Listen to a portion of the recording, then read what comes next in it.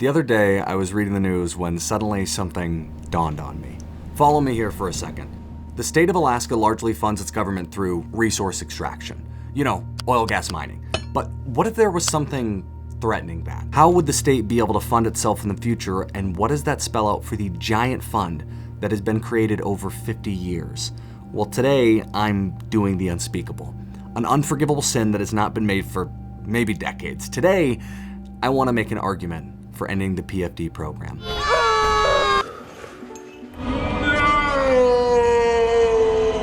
I'm not saying this is what we have to do, but for the future of the state, I'm wondering if it isn't a necessity. There is one thing that is poised to destroy Alaska more than anything else, capable of bringing the state's economy to a grinding halt, while also plunging our coastal villages and cities into the seas. Climate change is real, and the impacts are knocking on our front door.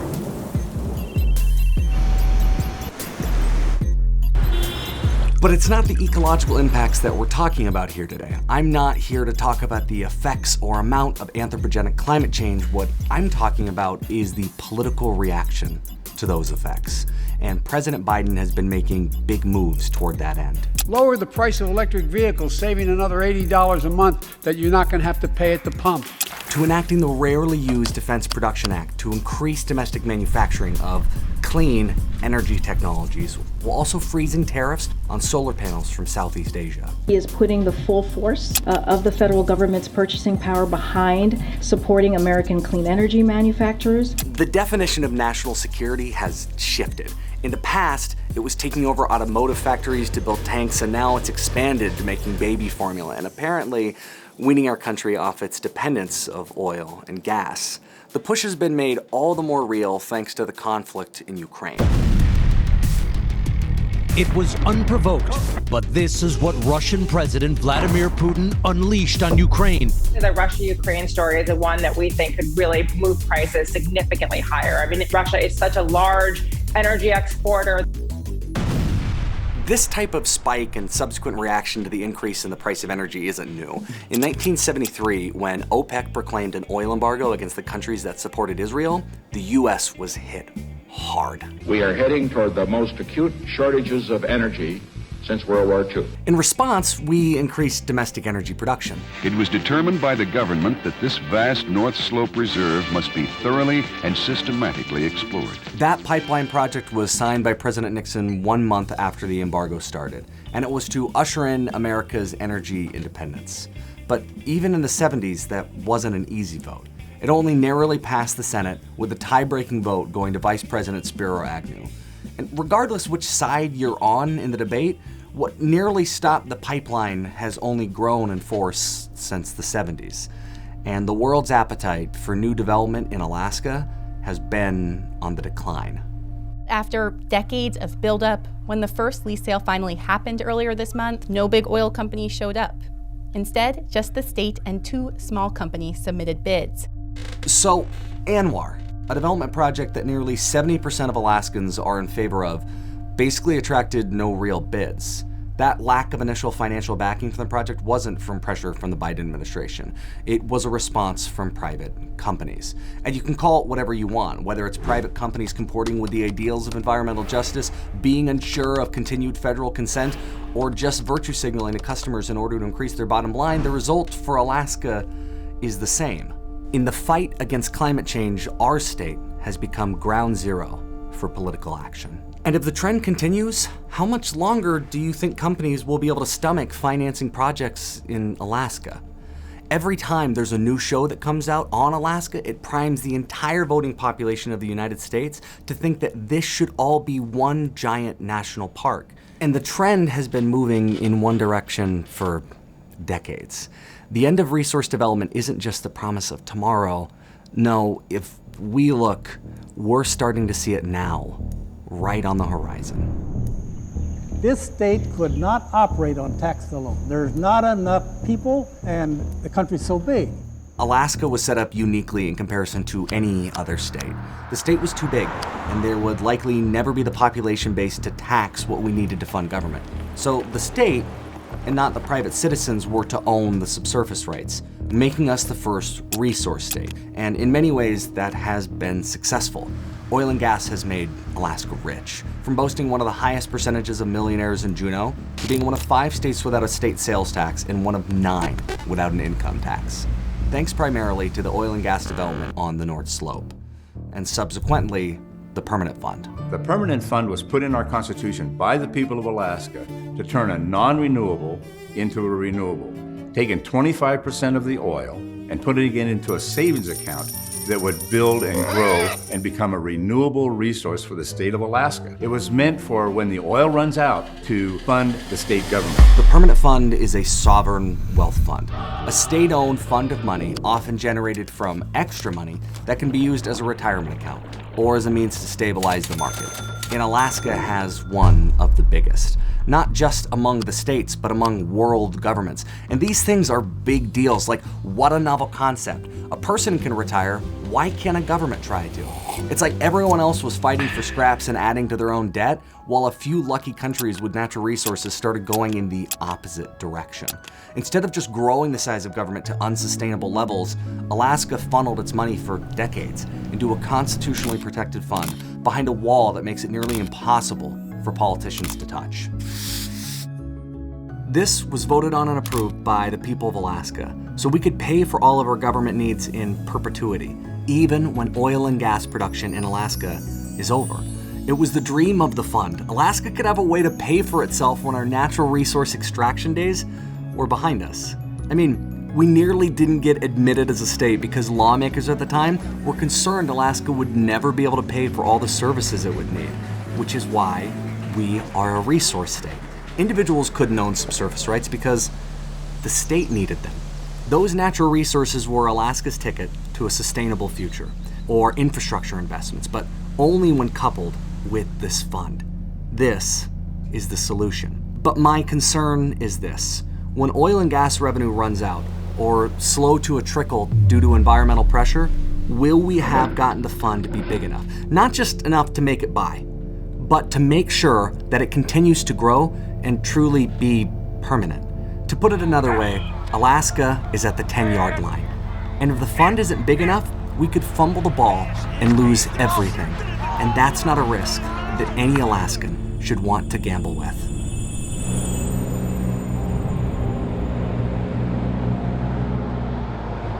Generally accepted principles and practices defines a permanent fund as a special purpose investment funds or arrangements owned by the general government. The very existence of the fund and how it's set up as an entity means that it's owned by the state of Alaska and not individuals.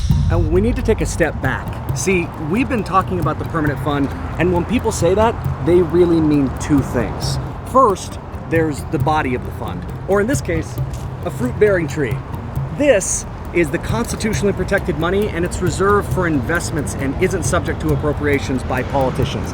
And the money generated from those investments blossoms and becomes the earnings reserve account, or the fruit. The money in the earnings reserve account, or ERA, is subject to appropriation by politicians. So when we say there's about $79 billion in the fund, when we really break it down, we've got $62 billion in the corpus and around $17 billion in the ERA.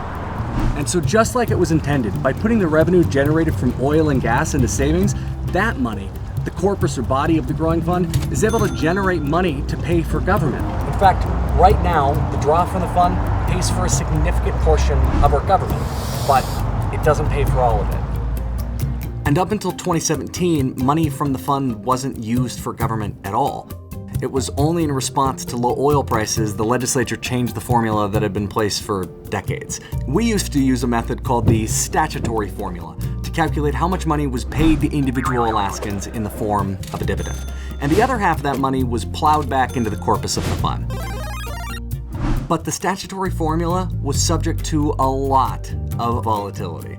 It was generated by taking 20% of the money during a calendar year that was made from investments and put into the ERA. And we do that for 5 years going back into history and use the sum of those figures to figure how much to give out. Some years the fund performed well, and others it didn't. Now, using a formula called the percentage of market value formula, or the POMV, we calculate 5% of the permanent fund's total value each year for 5 years. And then instead of adding them together, we take the average or the mean. From that, all the money, instead of 50% going to individuals and 50% going back into the corpus, goes to the legislature to decide year by year how much goes to pay for government and how much goes to individuals. And herein lies the great and obvious reason why little has gotten done in Juneau for years. While the formulas are obviously different, what really matters here is what we're doing with the money. Let's get down to brass tacks, gentlemen. If I was informed correctly, the clock is ticking. Is that right, Jimmy? 100%. These are real questions that need to be solved when it comes to the future of the permanent fund. We're on the brink of something great, something that seemed unobtainable for years. We are on the precipice of evolving from the first resource state to the first investment state, a government that can pay for all of its services without having to tax individuals. The magic number is $100 billion. Once we have that amount in the fund, we'd be able to pay for all of government without oil and gas revenue. Because for as much as we've heard about regarding the budget each year, it costs about $4 billion a year to pay for all the services we enjoy in Alaska. And I think that's a good start. But it shouldn't be viewed as the end goal. That's enough to get the fund to tread water for the state all on its own. If we don't spend the entire POMV and we keep pushing the money back into the corpus, well, that's when things get really exciting. That is when we can build roads and give Alaskans real access to their lands, expand broadband around the state to allow for innovations by connecting rural Alaska to the world, and create infrastructure that will make us competitive for generations, all while the fund keeps getting more and more money. Infrastructure that would allow everyday people to thrive. Alaska would no longer be a state where you'd need to be rich enough to own your own plane to travel around. Villages could be connected with a road, bringing down the cost of goods and energy for their kids to be able to keep on living on their ancestral lands. But what's stopping us is we can't figure out how to get there. This is simple input-output. There's what we bring in and what we spend. Some people have proposed cutting the budget and bringing down the cost of running Alaska, while there are strong voices on the other side saying we need to institute an income tax.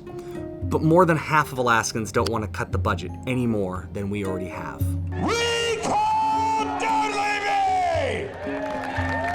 So we're not going to bring down the cost of government anytime soon, or likely ever.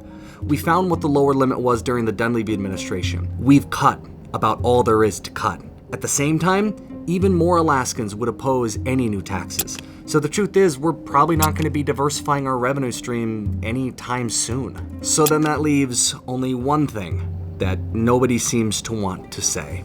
What if we ended the PFD program? No, God! No, God, please, no! No! No! No! Hold on. Let's say I'm right. Give me that for a second. Let's say I'm right, and we only have, say, 30 more years of new development, and the projects continue to become more and more infrequent. We're likely not going to be pushing enough to get the fund to be where it needs to be. The legislature is at a standstill, because one side says cut, and the other says tax, and Alaskans have time and time again, with a majority opinion, said no to both. The PFD may be our only option, and I don't mean cutting it down to a percentage point, because we had that chance, and we can't trust politicians to get that done responsibly. I mean pushing it all back into the fund and ending the program. We had a cool thing for a while. It was great, but that money was never intended to be for individual Alaskans. It was meant to pay for government. It was meant for Alaska, the state, the place where I grew up, the place where I plan to raise my kids, and hopefully they'll want to stay here and raise theirs as well. But we need to build something that they want to be a part of. And right now, we don't even have enough housing across the state to deal with the amount of people who are here. We don't have the infrastructure for even 700,000 people, let alone an increase. Past Alaskans had the forethought to avoid spending this, and through their actions, we could obtain something that is unimaginable for any other state.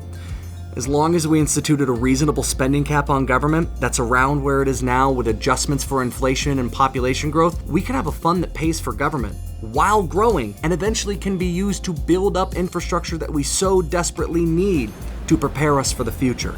And I get that this is a lot.